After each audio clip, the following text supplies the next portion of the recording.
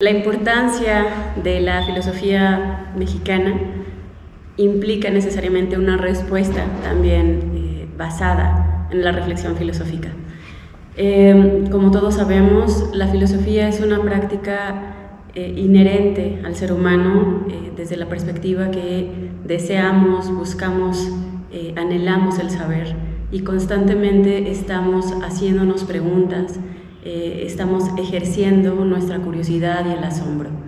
La importancia del reconocimiento y el fortalecimiento de la práctica de la filosofía en México implica que nosotros podamos realizar preguntas que nacen, que obedecen, que responden o que surgen desde nuestros contextos, de nuestras realidades históricas y de toda esa serie de variables que nos configuran a la vez como personas nacidas dentro de este territorio. Sabemos además que el concepto de nuestra nación puede llegar a ser abstracto.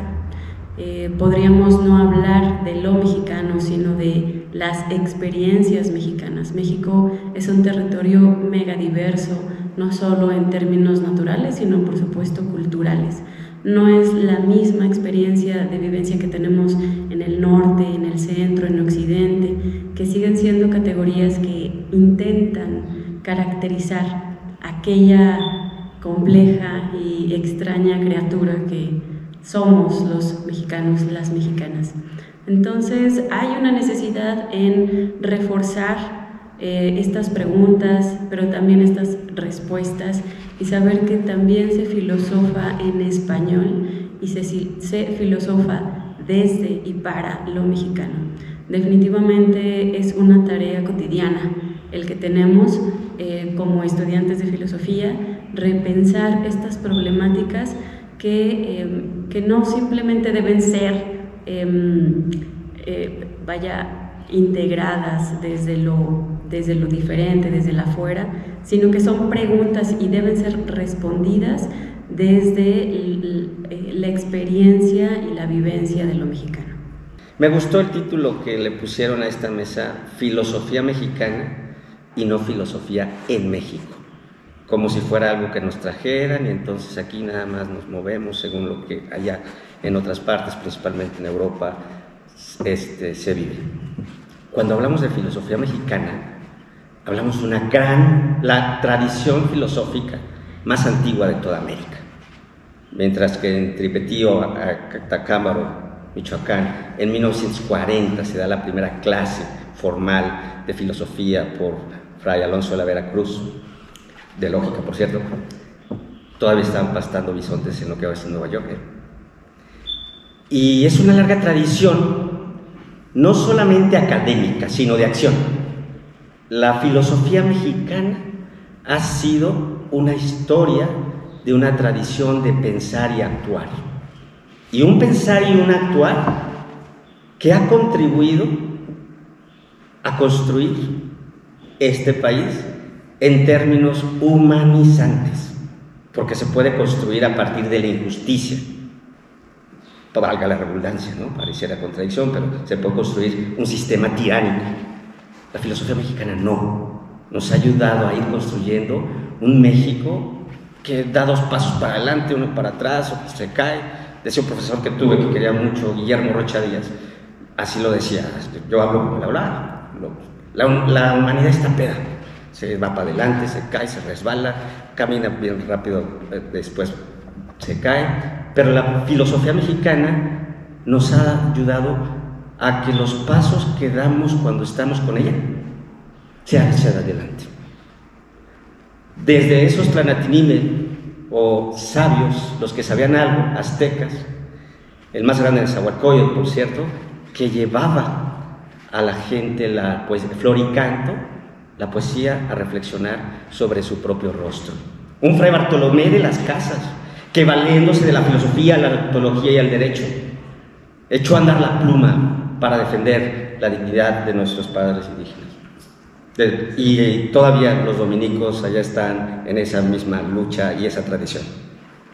Tenemos también, por ejemplo, un Carlos de Sigüenza y Góngora, amigo, por cierto, ya hablaremos de su hermana, quien empieza a rescatar el valor moral de los indígenas de Anáhuac con su Teatro de las Buenas Virtudes para ver las virtudes que tenían.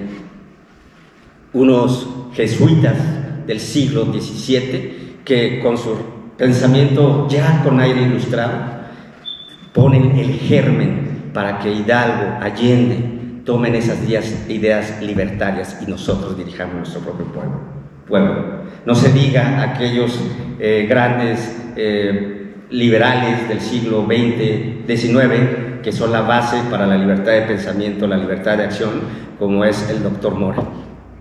¿Qué decir? A lo mejor no podemos estar de acuerdo con Gabino Barreda y su positivismo, pero al menos tuvo la intención de tener una idea de lo mexicano, del ser del mexicano, sacarlo de ese pensamiento novohispano para llevarlo a un pensamiento de la modernidad. Los férreos, hermanos Flores Magón, que se cruzan con una idea importantísima, tal vez, de la virtud ética más importante en lo social, la justicia. Denunciar la injusticia del porfiriato, empezar a hablar de los derechos no individuales, sino ya los derechos sociales también, y que van a ser pauta para la Constitución del 17, avanzada en los derechos humanos de segunda generación. ¿Qué decir, por ejemplo, de aquellos jóvenes del Ateneo de la Juventud? Hago énfasis en Pedro Enríquez Ureña, Antonio Caso, José Vasconcelos y Alfonso Reyes, quienes renuevan el espíritu de inquietud en la juventud mexicana. Hablar también de nuestros hermanos, los trasterrados españoles, Ciro, Luis Villoro, José Gaos, que nos traen una forma de estructurar académicamente a niveles europeos la filosofía mexicana. Ya estoy por terminar, pienso también en los grupos Hiperión, con personas como Leopoldo Sea, Emilio Duranga, que sacuden al mexicano al decirle quién eres, cómo puedes mejorar.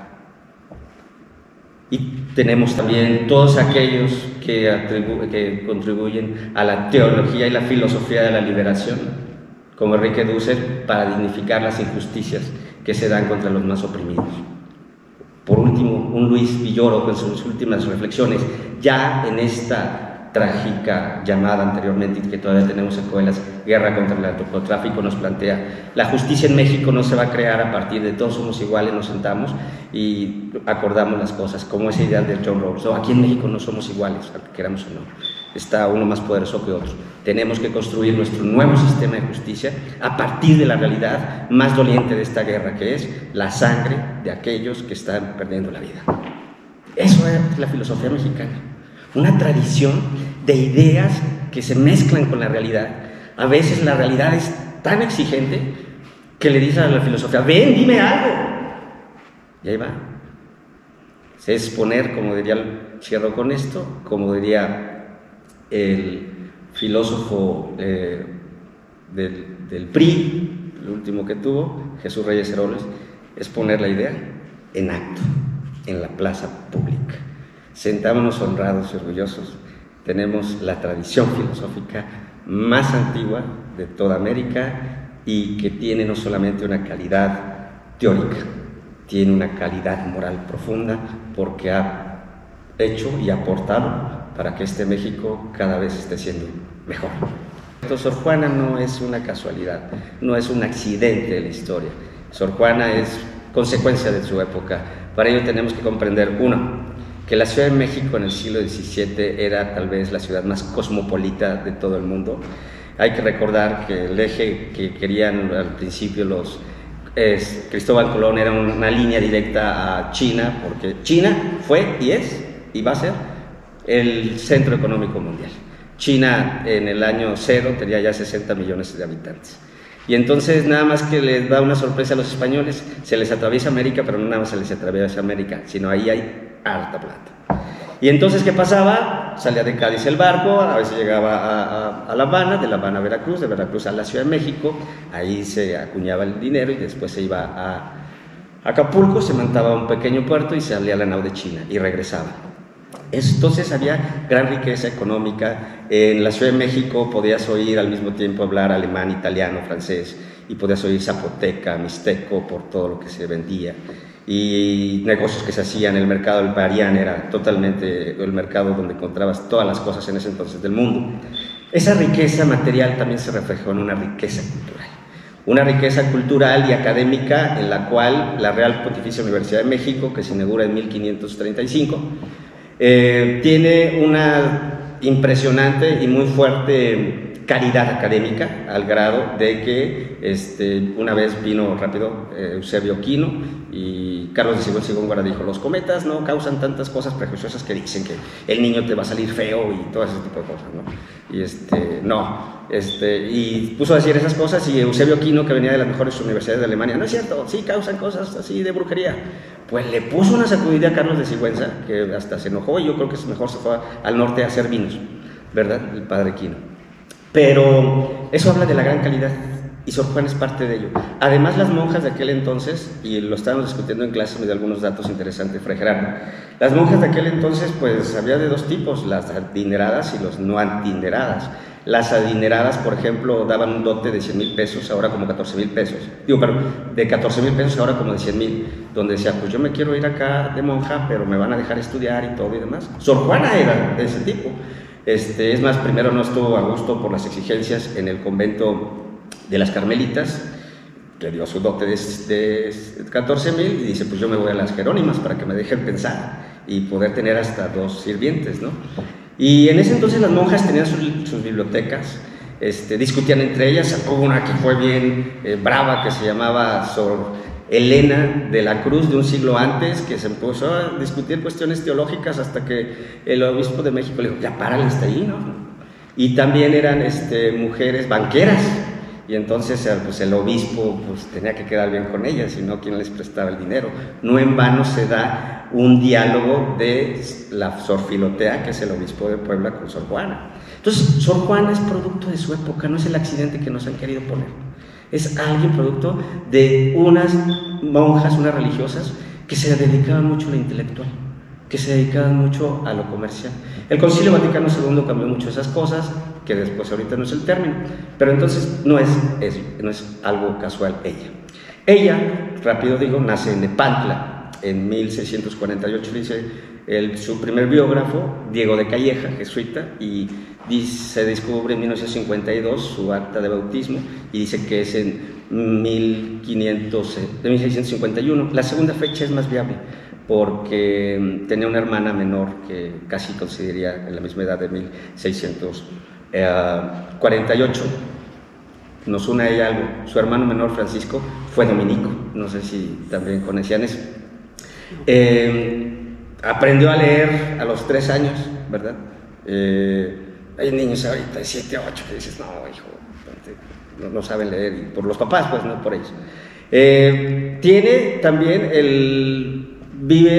aprende en la biblioteca de su abuelo a leer. Ella también, estando allí, sabe náhuatl, aprende latín, y ingresa a la corte del marqués, el virrey del marqués de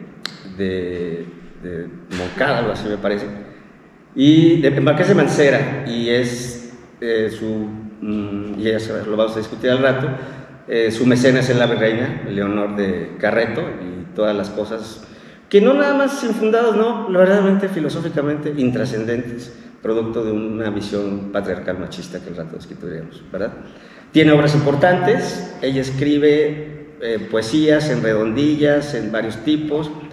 También de las obras pues que más sobresalen, pues bueno, las influencias tiene la escolástica medieval, bueno, ya de la española, hablar del acto, la potencia, la materia prima, la forma sustancial, todas esas cosas que los aburrieron en filosofía de la naturaleza, y si no se las sabían, punto menos, ¿verdad?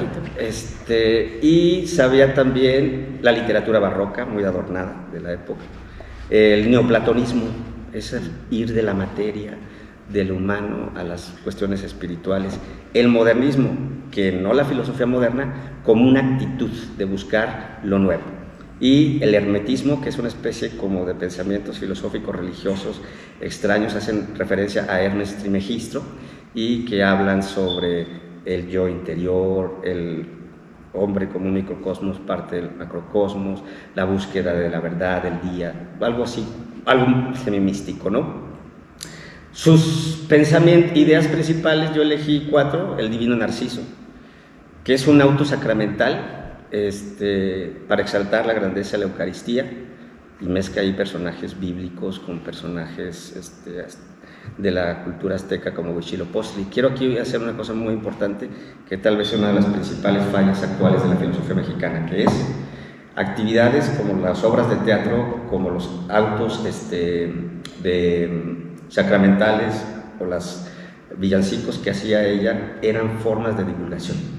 En ese entonces la mayoría de la población no sabía leer, entonces se les educaba con estos actos autosacramentales, con estas formas. Y la filosofía mexicana, ya lo discutiremos, en la actualidad, a pesar de que tiene unos recursos materiales como nunca, es una de las épocas en las que menos está incidiendo en la sociedad. Pero ella sí tuvo, a partir de esas actividades, incidencia en su sociedad. Primero sueño, decía una vez aquí mismo el doctor Guillermo Hurtado, pudiéramos hacer un semestre completo de puro primero sueño.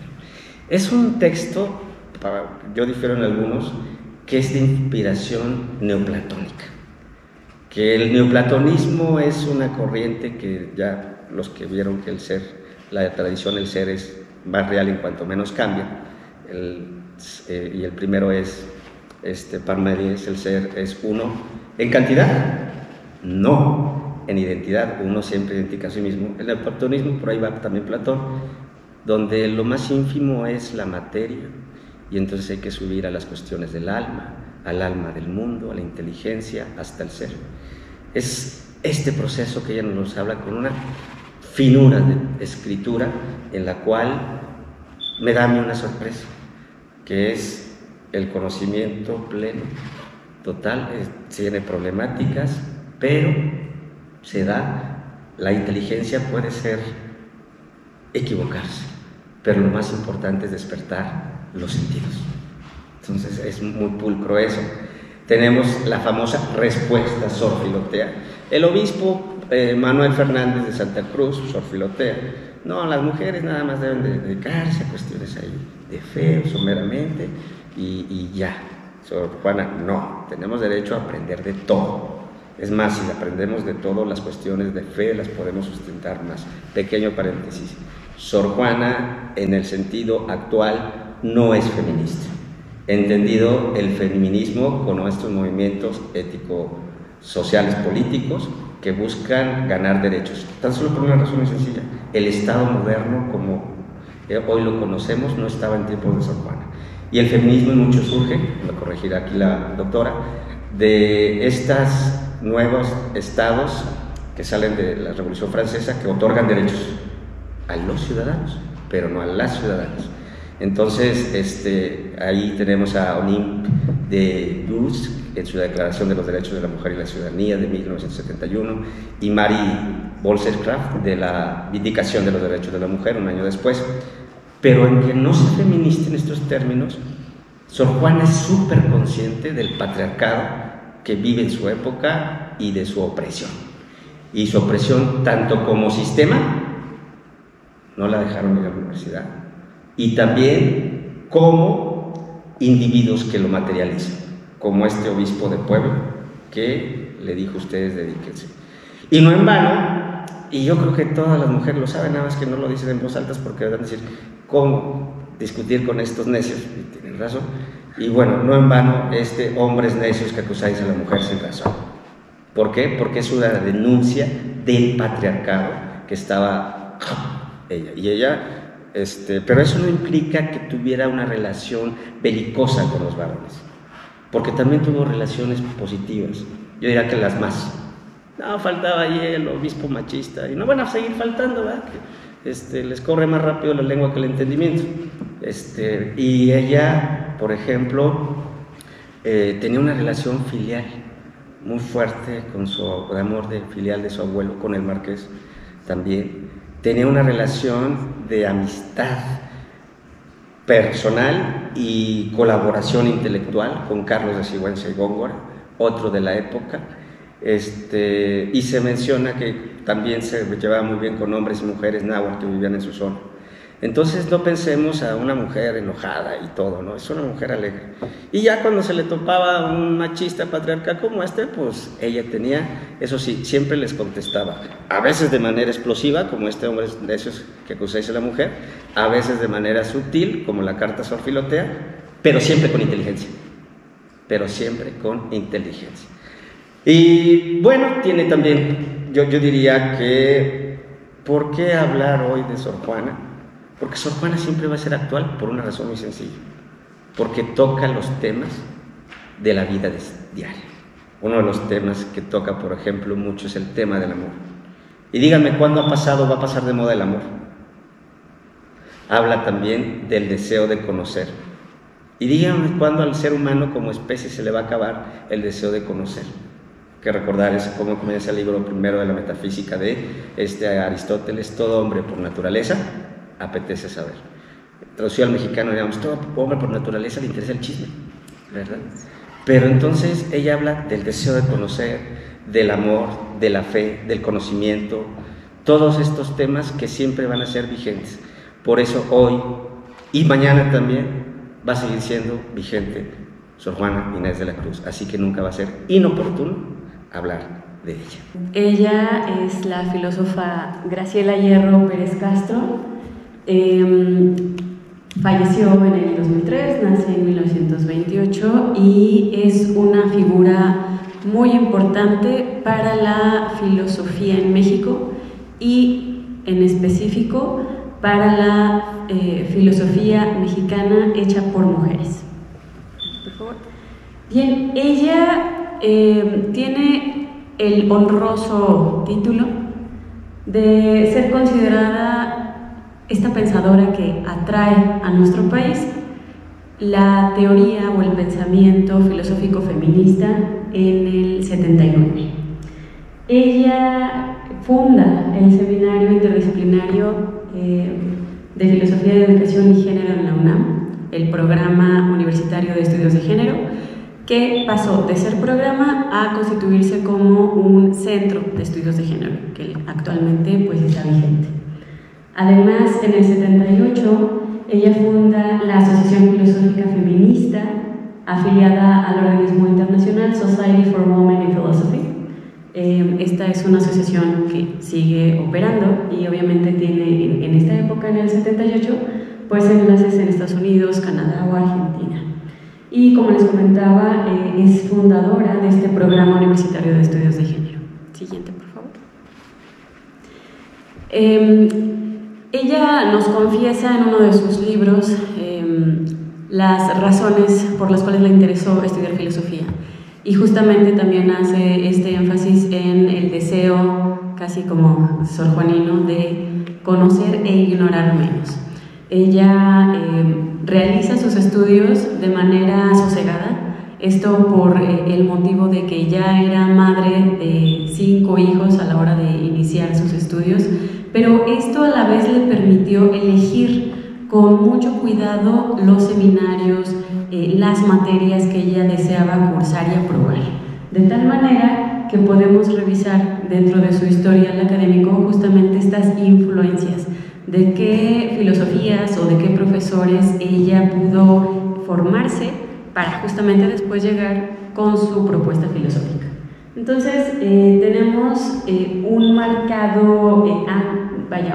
marcada influencia de la ética cristiana por el seminario que toma con Gallegos Rocafull, que fue otro de estos filósofos exiliados españoles.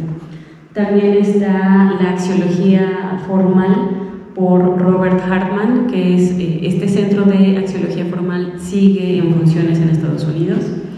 Además, el corazón de su pensamiento es un corazón, es un CNG ético, y esto siempre lo reconoció, que mucho de su pensamiento estuvo guiado precisamente por los cursos que ella tomó con José Gauss. Siempre le da reconocimiento a sus maestros, porque el pensamiento y la teoría que ella desarrolló es justamente sobre cuáles eran las problemáticas concretas que las mujeres atravesaban en México para esa época. También otra característica muy importante en el pensamiento de Hierro es su influencia del empirismo inglés, estudiado con Fernando Salmerón, también otro filósofo español exiliado que moldea muchas de las mentes de la UNAM. Y bueno, ética marxista con Adolfo Sánchez Vázquez.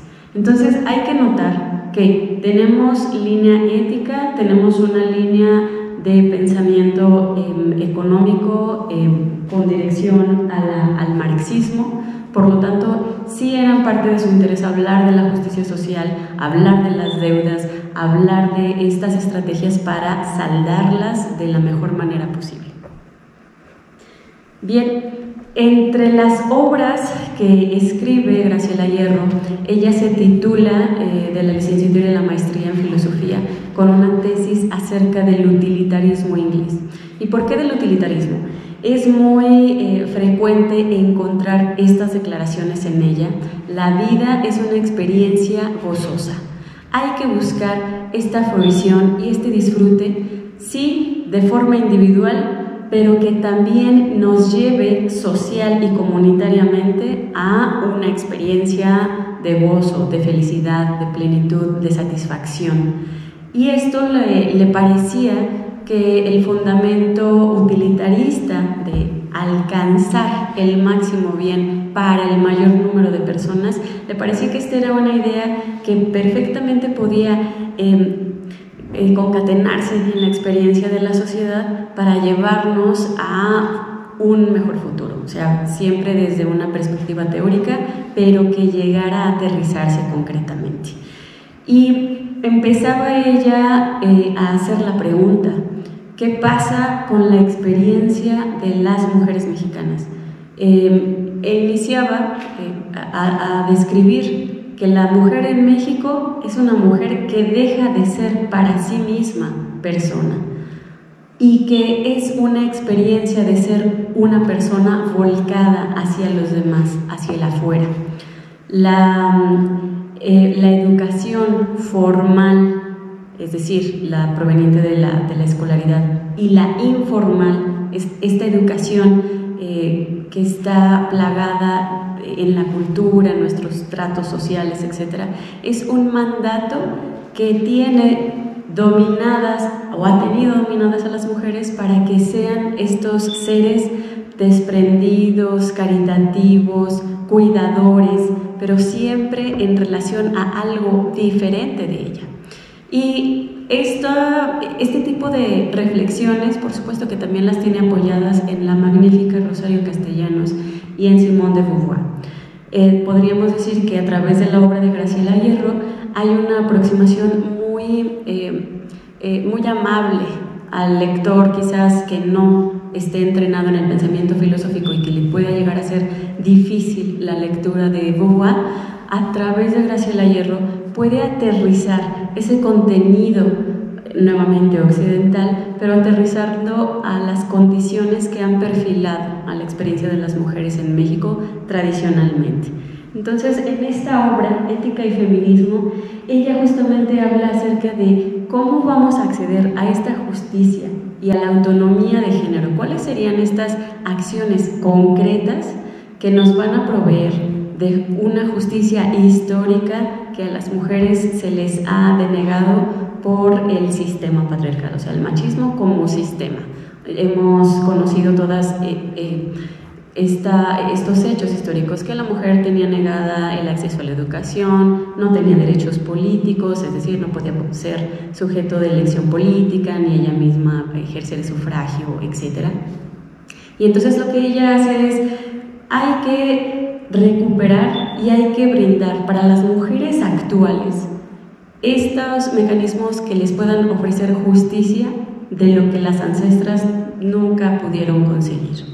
Siguiente, por favor. Otra obra muy célebre y muy importante es esta, y noten el título: de la domesticación a la educación de las mexicanas. Porque si bien era cierto que las mujeres no tenían permitido cultural y socialmente que accedieran a una educación escolarizada, sí tenían instrucciones, una cierta domesticación, una imposición de cómo debían actuar. Y no podemos decir que actualmente en el 2024 ya hayamos cumplido para el 100% de las mujeres mexicanas con condiciones que les hagan una vivencia justa, feliz, disfrutable. Es decir, siguen siendo mujeres víctimas de trata de personas, siguen habiendo familias en nuestro territorio mexicano donde las mujeres, por ser mujeres, deben cuidar a los padres o a las personas más ancianas, sea su gusto o no. Entonces no podemos decir que estas propuestas de la liberación de las mujeres ya estén cumplidas. Nos invita a través de este texto, que es un recuento histórico de cómo fueron estos artilugios institucionales y también sociales, de cómo las mujeres debían comportarse a lo largo de la historia de México. Es un gran texto que nos invita a eso, la educación y el saber como una herramienta de libertad, como un aspecto de autodeterminación, y que debemos aprovechar esta oportunidad que tenemos ahora muy concreta de educarnos como un acto reivindicativo de todas aquellas que estuvieron detrás y nos antecedieron, para ahora gozar de un poco más de justicia de lo que aquellas pudieron obtener. Otra obra muy importante es la Ética de la Libertad, donde básicamente la idea es la importancia de esta libertad personal como principio fundamental de la ética. Es decir, no se puede actuar éticamente si no hay un autoconocimiento y un ejercicio pleno de la libertad, con todo lo que implica. Ya sabemos, libertad, no libertinaje, implica responsabilidad, implica asumir las consecuencias de nuestros actos de manera consciente y pertinente, etc. Entonces hay que notar que a lo largo de los escritos de Hierro y también de su trayectoria como maestra, como docente, como amiga, porque muchas de las discípulas de Graciela Hierro más bien le dan un trato de amiga, se dan cuenta, o estamos haciendo estos esfuerzos desde los años 80 prácticamente para incorporar cada vez más estas ideas de una experiencia, sí, de la felicidad, pero a través de una conducta ética. Hay que notar entonces este esfuerzo que hace Graciela Hierro para que aquellas situaciones, como bien lo decía el maestro Jacobo al inicio, es una realidad que vivimos circunstancias atroces, de violencias, de inequidades, de genuinas infiernos. Y una forma de paliar esto es justamente a través de asumir activamente una postura ética, una responsabilidad ante las situaciones que vivimos al día a día. A lo largo de ustedes, si se toman este tiempo de consultar estas lecturas, van a encontrar en Hierro no un ataque en contra del sexo masculino. Este feminismo hay que entenderlo como la oportunidad y la opción filosófica para buscar las mejores condiciones para todas las personas. Y justamente personas, no sujetos, no individuos, no una despersonalización. Así que Graciela Hierro en muchos de los escritos también retoma la actitud sorjuanina, esta actitud de reconocimiento, de lucha, de confrontar aquello que es flagrantemente un acto de injusticia en contra de las personas. Y históricamente, por desgracia, muchas veces estas personas que son los objetos de las injusticias han sido mujeres. Así que esta es la oportunidad, esta filósofa nos ofrece paliar este tipo de agravios al encontrar la autodeterminación, la expresión de la libertad para lograr la felicidad, sí personal, pero también colectiva. Bueno, otra de las obras es La ética del placer. Y vean qué interesante. El derecho de las mujeres a experimentar y valorar el placer como parte de su autonomía. Nuevamente, es un placer en términos lo más globales posibles, no nada más un placer sexual, un placer corporal, sino también placeres intelectuales, los placeres de la amistad, combatir estas ideas prejuiciosas de que la mujer no puede ser amiga de otra, ¿no? Estos famosos y terribles dichos de mujeres juntas ni difuntas, es decir, ni siquiera podrían estar compartiendo lápida ahí, acá en nuestros altares, ni siquiera dos mujeres podrían estar juntas. Bueno, ese dicho, pues ¿qué creen? Hay que darnos cuenta de a quién le favorece promover esta idea, ¿saben? A este pensamiento machista, patriarcal, que no le pertenece únicamente a los varones, porque hay mujeres o hay otras identidades sexogenéricas profundamente patriarcales, profundamente machistas, es decir, que asumen la idea de que hay individuos superiores o de primera y hay otros que son de segunda, son subordinables, son esclavizables. Ese es un pensamiento patriarcal y machista, porque también hay varones que sufren al patriarcado y al machismo. Hay que darnos cuenta de ello. Siguiente, por favor. Bien, para ir cerrando, por supuesto que hay un gran vínculo intelectual entre Graciela Hierro y Sor Juana. Graciela Hierro es una deudora de lo que precisamente podemos conocer de esta extraordinaria pensadora. La lucha por el conocimiento y la autodeterminación femenina. Sí, la siguiente. Ven esta brevecita. Si bien existen muchos feminismos, yo lo entiendo como el descubrimiento, la creación y la práctica de la cultura femenina que persigue el objetivo político, es decir, social, de realizar la revolución de la vida cotidiana. En el caso de la educación, lograr la hazaña que señalo arriba, la creación de una educación para personas sin distinción de género. No es una combatiente en contra de un sexo. Este feminismo de hierro es un feminismo que busca la justicia y la libertad para todas las personas. Me voy a adelantar porque creo que ya me excedí y bueno, en fin, ya para cerrar, porque lo importante es el panel, dejarles con esta idea de que hay un vínculo entre estas dos mujeres. Graciela Hierro cita constantemente y reconoce el valor a partir de las obras, pero también del legado de vida de Sor Juana. Y definitivamente la recomendación es que ustedes se interesen por ambas, tienen muchísimo que decir y como decía con toda razón el maestro Jacobo, nunca será un desperdicio volver a estas pensadoras. Gracias. Bueno, pero nada más un dato que me faltó dar para la anécdota. Mauricio Buchon nos dice que en un texto que Sor Juana escribió una lógica y que no se encontró nunca. O sea, nos habla también de este pensamiento sistemático, ordenado. Bueno, ya entrando aquí, diálogo con la doctora Melanie. Créanos que no nos pusimos de acuerdo con las autoras. A mí me habló Gabriel, oiga, ¿le gustaría participar en algo de filosofía mexicana? Y bueno, el niño es llorón y le pellizca, pues imagínense que contesté, pues sí, ¿verdad? Y dijo, van a hablar la doctora Melanie y usted sobre algún autor.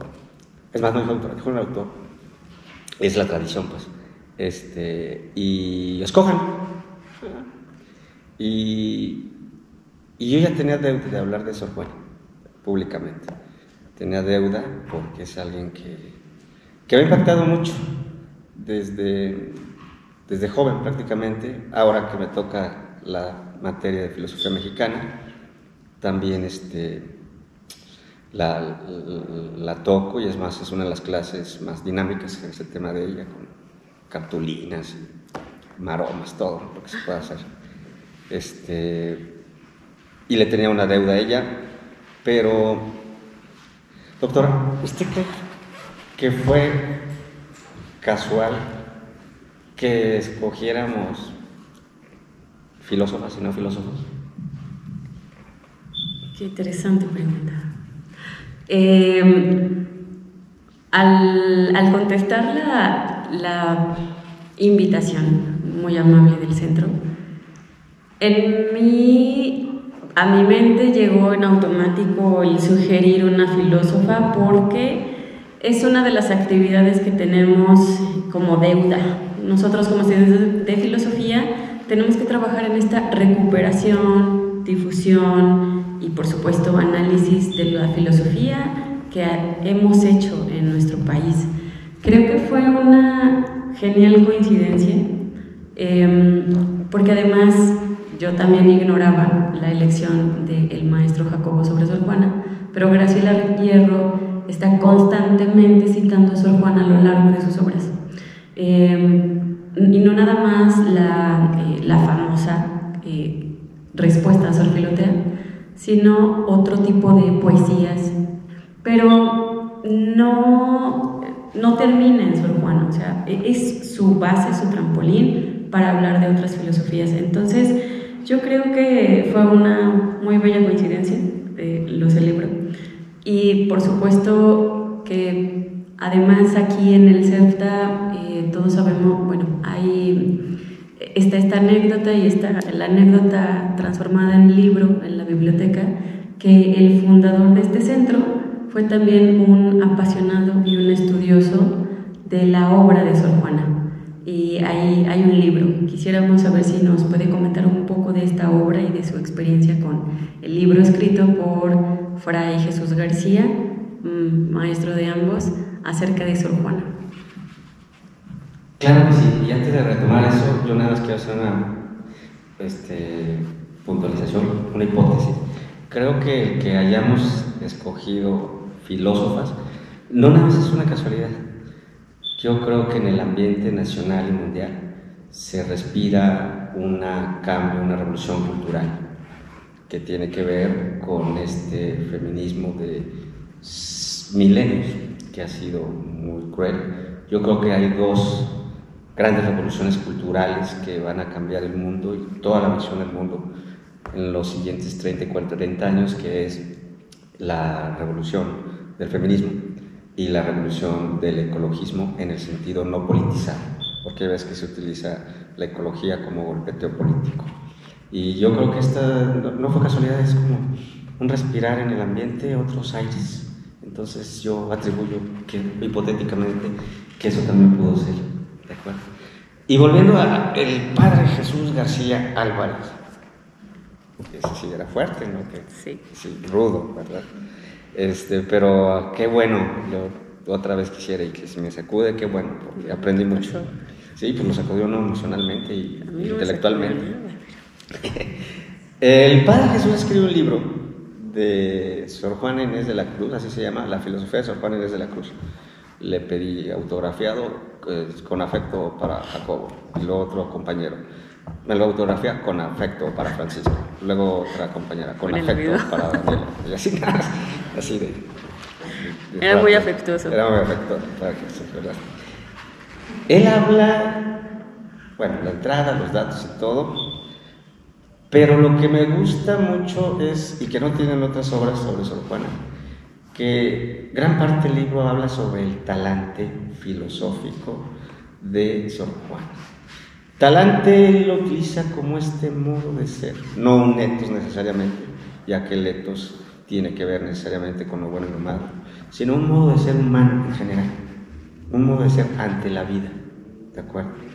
Y a él le interesa mucho cómo se va formando el talante filosófico de Sor Juana, es decir, ¿por qué asumir la vida desde la filosofía?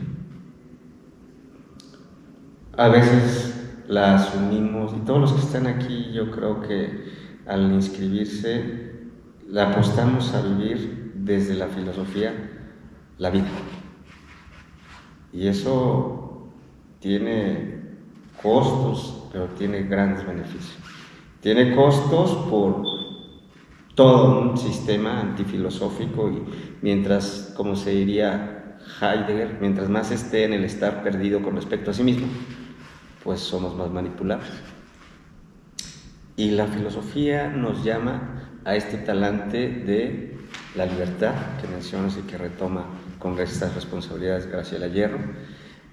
Y como Sor Juana Inés de la Cruz en la carta a Sor Filotea dice, pues esto de yo querer aprender me ha costado bien harto, he tenido problemas y todo, vale la pena todas estas cosas y problemas para el gran beneficio que es el aprender. Tiene otras partes sobre el conocimiento, toda la teoría del conocimiento, pero la parte que más me gusta de ese libro del Padre Jesús es el capítulo extenso sobre el talante filosófico de Sor Juana Inés de la Cruz, porque yo no sé qué intenciones tiene, cada uno tiene sus lecturas diferentes en diferentes épocas, pero considero que, como lo presenta el Padre Jesús, es a todos, pero principalmente a aquellos que de alguna manera nos queremos dedicar a la filosofía. ¿Qué implica? Asumir la vida. ¿Cómo se asume la vida? O cómo al menos no se quiere asumir la vida a partir de un talante, de un modo de ser filosófico. Y dejándonos las preguntas, al igual que Sor Filotea, si todas esas cosas adversas, a muchos casos hasta la elección que hicimos por algunos, me acuerdo que una vez una tía me dijo, después de que estudies filosofía te pones a pensar qué quieres hacer realmente en tu vida. Muchos piensan que se vive en la miseria, no es cierto, si trabajas, pero trabajas en serio, puedes ganar dignamente, ¿verdad? Ya que si quieres trabajar de lunes a viernes, tus 8 horas, pues piénsale, ¿no? Pero hay algunos trabajos que comité el domingo, el siguiente domingo y dale. Además, como decía un profesor, si piensas vivir de la filosofía, estás perdido, siempre vas a estar sufriendo materialmente, pensando en el dinero. Pero si vives para la filosofía, no te va a faltar trabajo. Y no vas a poder ganar lo de tu hermano. Mi hermana es ingeniera metalúrgica, el sueldo mínimo son de 26,000 pesos mensuales, pero sí se puede llevar una vida digna trabajando como filósofo. Entonces yo me quedo de ese libro ¿qué implica? ¿Qué implica vivir la vida desde la filosofía? Y a la respuesta de eso, yo me junto a la postura de Sor Juana. He tenido inconvenientes en filosofía, trabajos, a veces haces bien un trabajo y no te lo vuelven a dar, o puedas dar bien una clase, pero te la quitan para dárselo al amigo, a la amiga. En todas las escuelas el mérito a veces poco cuenta. Y digo, no, parte del oficio, pero créanme, si volvieran a hacer, le volvería a decir sí a la filosofía, a pesar de todas sus cuestiones adversas que han pasado. Y yo diría, soy del team, como ahora dicen, Sor Juana, en concreto del team Sor Filotea, me quiero dedicar a esto y lo voy a defender. Algo que pudiera resultar divergente al respecto del hilo conductor de la propuesta de Hierro es que es una ética utilitarista, bajo el principio de el máximo beneficio para el mayor número de personas. Y como ustedes bien han estudiado, el utilitarismo no es incontestable. Puede haber alguna otra posición sobre el principalismo ético que puede llegar a hacer objeciones a este planteamiento.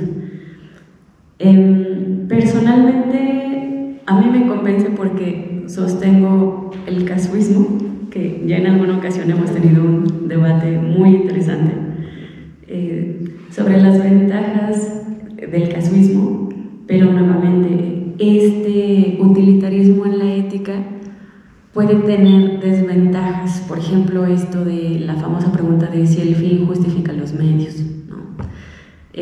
Puede también generar algunos vacíos por donde se cuelen ciertas situaciones problemáticas. O sea, ese puede ser una de las objeciones, pero tendría que ser asumida por alguien justamente que se llame a sí mismo principalista. O sea, un kantiano no va a aceptar una ética utilitarista.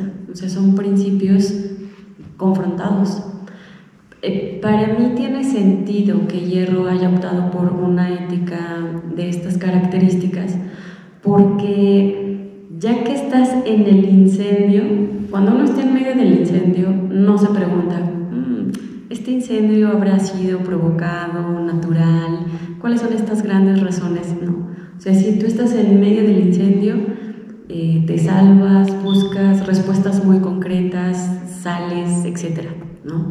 Entonces pienso que tenía sentido, más allá de la formación que ella optó, y que claro, teniendo un maestro utilitarista, pues probablemente sigas el pensamiento de tu maestro, pero creo que responde a eso, a que es de las primeras generaciones de mujeres que se educan, entonces tiene que contestar de una manera pues inmediata o muy concreta ante esos problemas, y por eso el utilitarismo ofrece una respuesta que es bastante concreta.